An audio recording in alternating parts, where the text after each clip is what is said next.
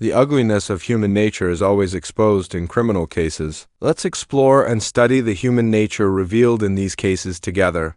On the evening of July 13, 2019, the main entrance of the Lingkou police station in Taipei City, Taiwan, was suddenly pushed open, and a group of people entered while supporting an elderly grandmother. The duty officer was astonished to see this scene and hurriedly stepped forward to assist them. According to the habits of most elderly people in Taiwan, they usually go to bed around 7 or 8 o'clock in the evening. However, it was already approaching 10 o'clock at night, and the elderly lady insisted on coming to the police station, indicating that something significant must have occurred. It turned out that the grandmother, who lived in Taipei and was already in her 90s, had difficulty walking even under normal circumstances. She had come to Xinbei this time because her son, Zhang, who resided here, had gone missing. Despite the mother and son living in different locations, their relationship had always been very close. Zhang would call his mother every day to chat, discuss his life, and inquire about his mother's well-being. Even though there were other siblings living in their hometown, Zhang would still return to Taipei every weekend to visit his mother. However, since June of this year, Zhang's condition had become somewhat abnormal. Firstly, he stopped making daily calls to his mother, and even if his mother called him back, he would immediately hang up.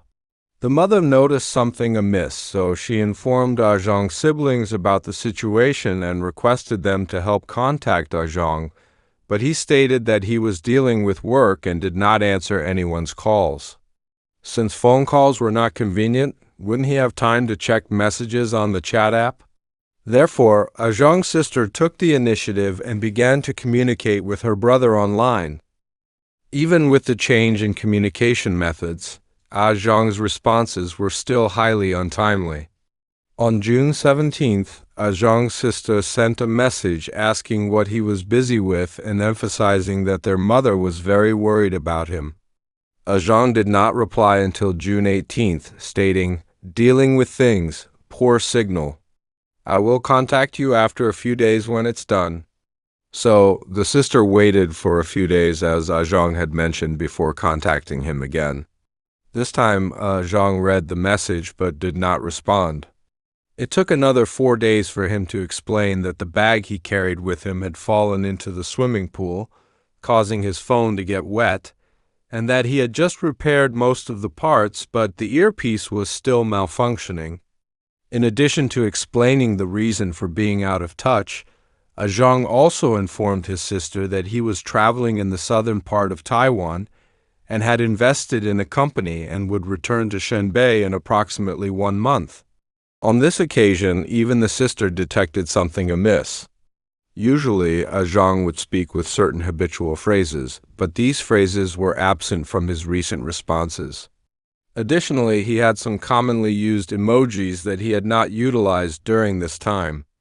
These details made the sister sense that the person on the other end of the phone was no longer her brother. In early July, the worried family posted a missing person notice online, but still, there was no response.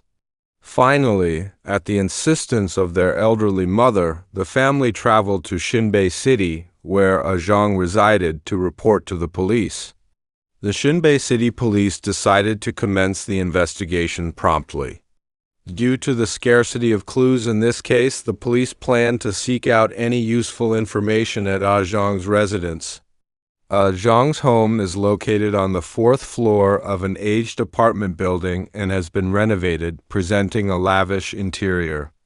After entering the room, the police conducted a meticulous search and discovered that the room was exceptionally clean, with no signs of struggle, no bloodstains, and no evidence such as a suicide note. It seems that locating the missing Zhang still needs to commence with him. Through various inquiries, the police essentially grasped the situation of Zhang. Zhang, whose real name is Shih Cheng-hsiung, is single, 52 years old at the time of his disappearance, and is a financial practitioner. Due to his profession, his life is relatively prosperous, and he is very polite, enjoying a good reputation among his neighbors. In the 1980s, Ah Zhang once served as a dancer in the popular Raymond dance troupe, thus he maintains himself well. Even though he is over 50 years old, he still appears to be in his 30s in appearance. Because he walks his dog at a fixed time every day, his life is also rather regular, and his neighbors generally believe that he would not vanish without reason. With no lover or disputes, what exactly caused Ah Zhang's disappearance? The police decided to seek clues in Ah Zhang's work. Upon investigation, they discovered that Ah Zhang's so-called financial work was actually operating an underground bank and lending money at exorbitant interest rates. His company was not small in scale.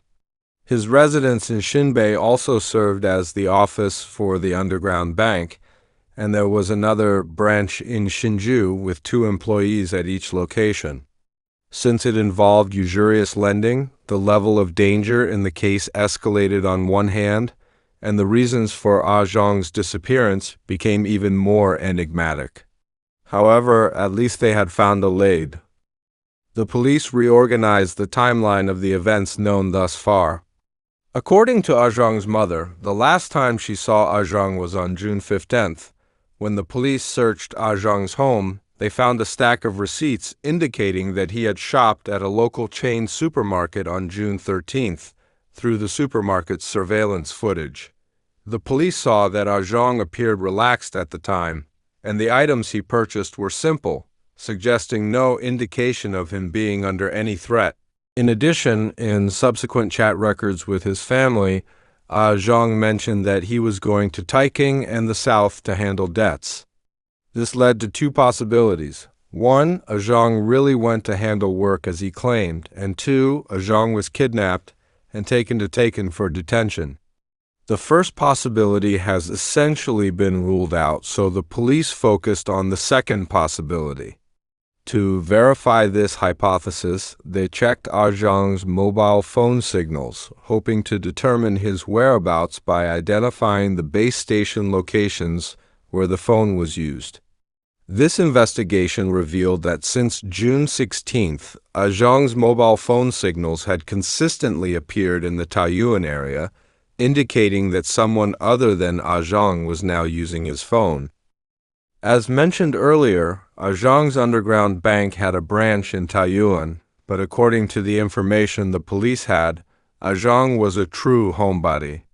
Apart from walking his dog and visiting his mother in his hometown, he basically stayed at home all the time. Moreover, Ah Zhang would not directly engage in usurious lending. It was entirely handled by his employees. Due to the above reasons, although there was a branch in Taiyuan, Ah Zhang rarely visited there to inspect, let alone handle work personally. More importantly, between June and July, Ah Zhang's mobile phone signals never appeared in the area where the Taiyuan branch was located, which further worried the police.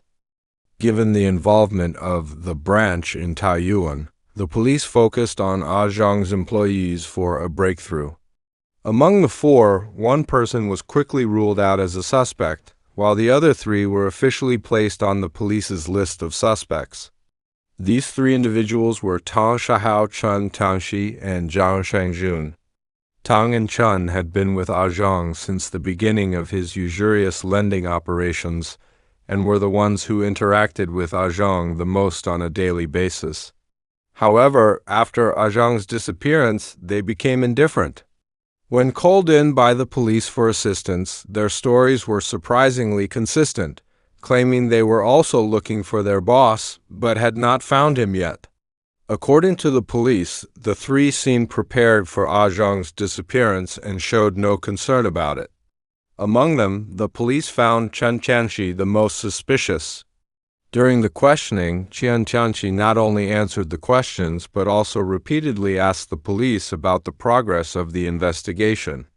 Why was someone who had previously shown no interest in his boss's whereabouts so interested now?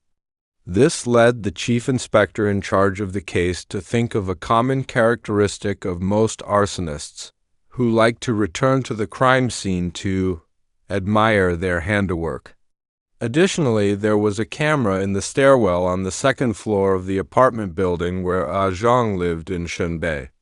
When the police checked the surveillance footage, they found that Chen Tianqi had visited a few days earlier, a detail he had not voluntarily disclosed. The police believed there was definitely something off about these three individuals, so they checked the mobile phone signals of the four employees on June 16th, the day Zhang went missing. At 5 p.m., the phones of all four were simultaneously located at Zhang's residence in Shunbei.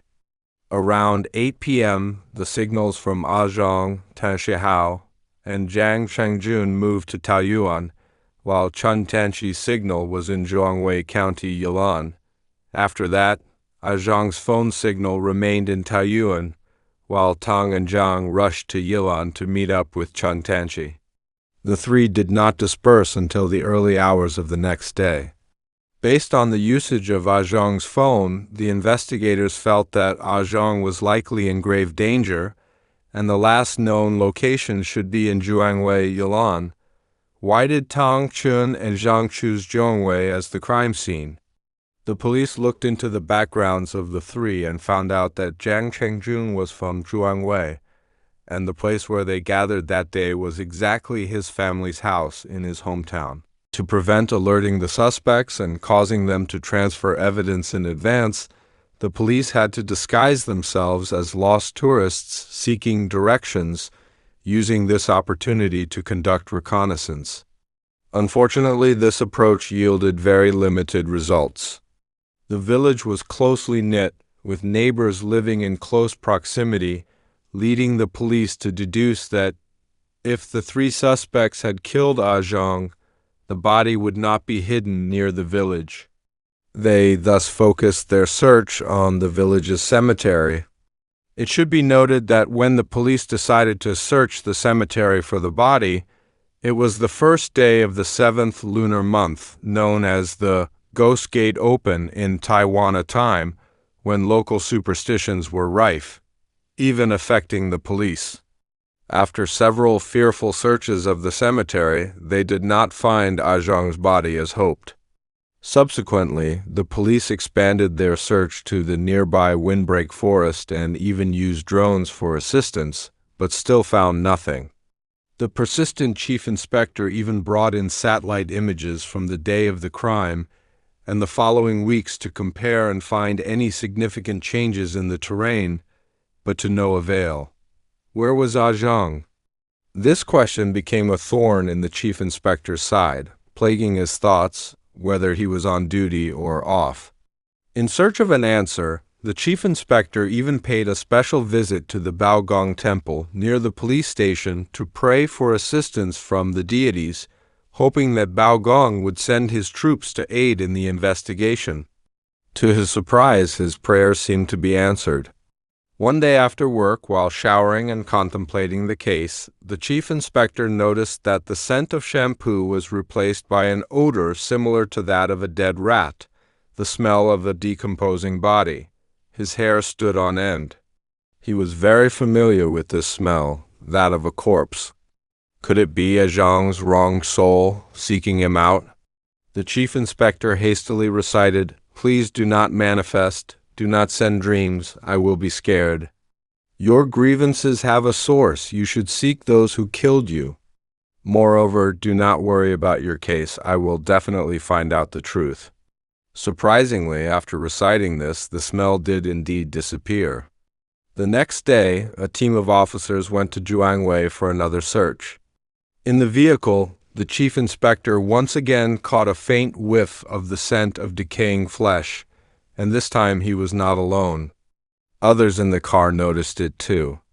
After the initial shock, they visited a local temple in Yilan to offer prayers. Reflecting on the experience, they all felt it was as if Baogong had sent his troops, leading Zhang's spirit to assist them. After the episode, the search had to continue. Coincidentally, a strong typhoon was about to make landfall in Taiwan, and such violent weather could change some landscapes, potentially bringing buried bodies to the surface. The police surmised that the three suspects would surely look for an opportunity to return to Zhuangwei to reinforce their hiding place or transfer Zhang's body.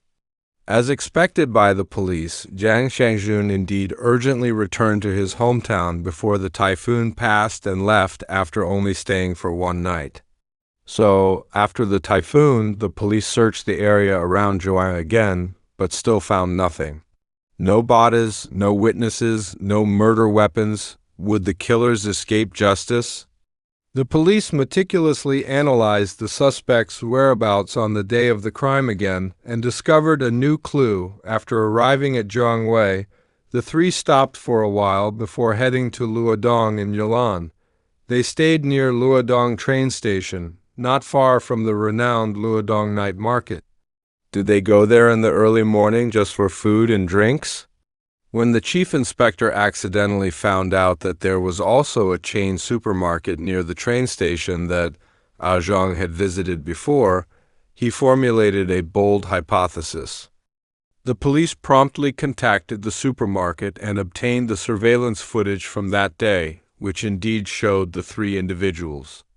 They purchased several boxes of meat, some barbecue items and cleaning supplies, as well as 5 or 6 bags of charcoal from the supermarket at 2 a.m. At 4 a.m., Chun and Tang returned to the supermarket to buy more charcoal, this time taking away more than a dozen bags.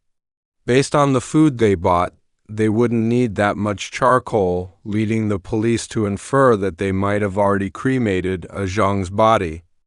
The two surveillance videos once again confirmed that the three individuals had a strong suspicion of being involved in the crime. Observing their social media activities after the incident, their interactions with family and friends had noticeably increased, as if they were savoring what seemed to be their last moments of freedom.